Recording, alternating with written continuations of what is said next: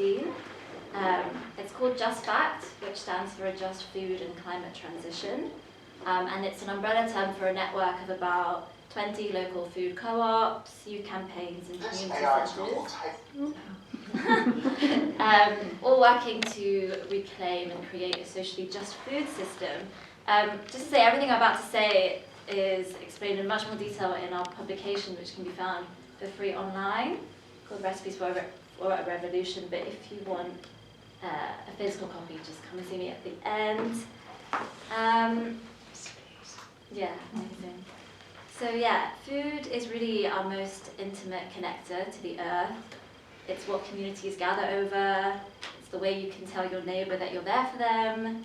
It's a link held dear for second-generation immigrants to their heritage, like me. It's saying, I love you. It's dignity and autonomy. It really is our most sacred life force, and I think the system knows that. It's why asylum seekers in hotels are given no choice over the food they're able to give their children. It's why Palestinians are enduring a deliberate starvation campaign right now, and we really try to keep this sentiment at the heart of our work at Platform.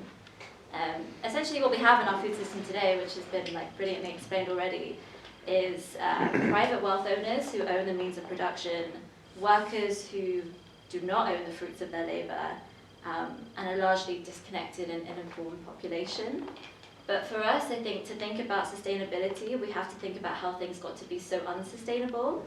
And understanding the history of food labour exploitation is essential if we want to move towards a more liberated labour market. So, of course, I'm not going to go into the full history of the food system here. The publication does detail it in much better than I ever could. But what I think is important to bring into this space is understanding how Britain's food system, as we know it today, has been shaped irreversibly through the British Empire and the British Empire's colonial regime.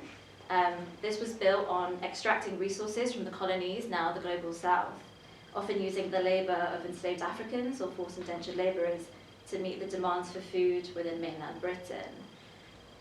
In this way, the British Empire really created the first global capitalist market for food, leaving a lasting imprint of environmental destruction. But also, as the Sankofa report highlights, which is another great publication, the pre-existing food systems of colonised people were violently destroyed in this process. And that was all part of Britain's wealth and empire building. It was, of course, Winston Churchill who complained that yellow men, brown men and black men had not yet learned to demand and purchase a diet superior to rice.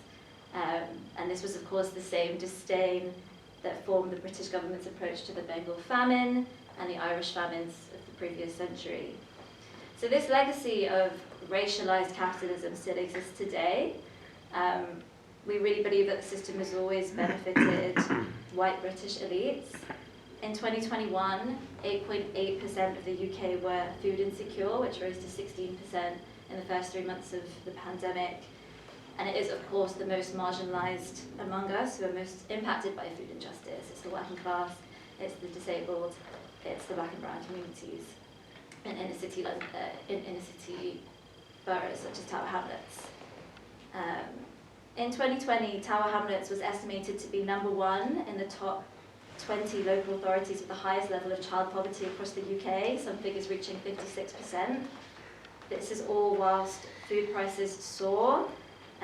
Overpriced food markets are popping up left, right and centre in Tower Hamlets, and Brick Lane faced the highest level of gentrification in London from 2010 to 2016. Many people in Tower Hamlets live in high-rises with no access to growing space, and despite their progressive aims, many environment-focused spaces, city farms and businesses in Tower Hamlets and beyond still very much overrepresent the experiences and needs of middle-class, wealthier residents. So from Platform's perspective, to reach sustainability, we really must repair the heart of what has caused this separation and alienation from the land, what has caused the dehumanization of workers, and what has caused the devaluation of the sacredness of life, essentially. And this alienation really does extend to everyone. And I think that's why our project tries to centre these specific kinds of repair, healing our relationship to the land, and campaigning for land to be redistributed so that it's for the community to own and for the community to tend to. So that of course means that there is also emotional and care work that's required alongside technical and production work if we really want to heal from this history and its consequences on the climate.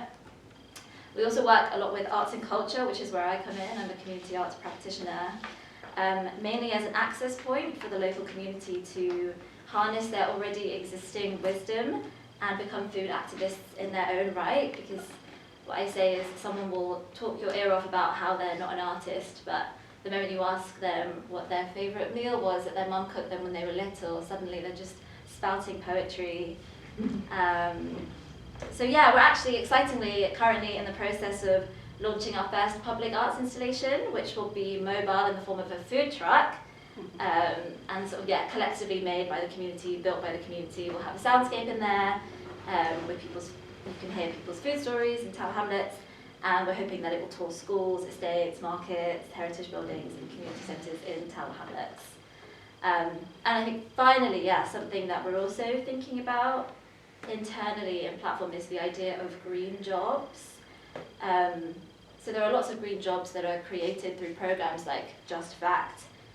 Full transparency, yeah, Just Fact got funding from the Climate Action Fund, a £2 million pot, which was, it's a 5-year project. Platform is partly funded by trusts and foundations, which are essentially donations from rich capitalists. So what we're asking is, what happens when the funding runs out? What happens to the communities left behind when charities and NGOs cease their projects in an area and leave? What alternatives can we create for sustainability beyond finite pots of funding and subsidies? You know, are there commercial models that maybe we could bring in that actually centre community needs? Are there forms of redistribution that we could explore? Tower Hamlets is also home to Canary Wharf and Liverpool Street and Shoreditch, alongside Whitechapel, Bethnal Green and Poplar. So can we create campaigns that encourage wealth owners to redistribute, for example?